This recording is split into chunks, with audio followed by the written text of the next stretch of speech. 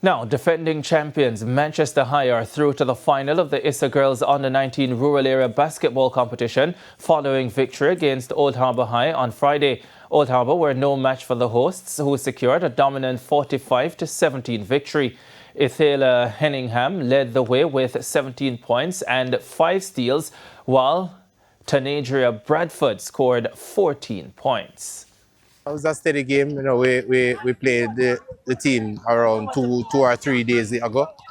So, you know, we had an idea of what we were up against. You know, the number 4, Miss Lawrence, is a very good player. So, you know, we shut her out of the game basically today, and then we took it from there. We're, you know, taking it game by game, awaiting the results of the other game to find out who will be playing. I think we've learned the tactics on how to play them, to, you know, play defense.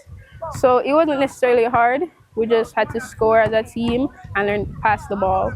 Very disappointed, but what can you do as a coach? You give them all the tools to do, but they weren't following instructions. We work on a lot of stuff in practice to get ready for this, but I didn't see nothing. So Manchester's a very good side, very organized. You know, in order for us to be up at their level, we're gonna have to put in the work, just like I know they put in the work. Meanwhile, in the opening round of the boys under-14 rural competition, Manchester High once again proved too strong for Old Harbour, trouncing them 66-9.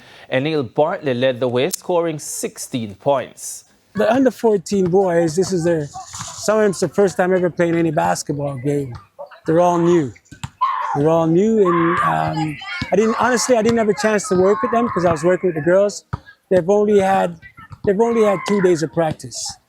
You know, and they were nervous, and, you know, I throw that one out the books. I expect better things from them next time because now I'll have a chance to work with them properly.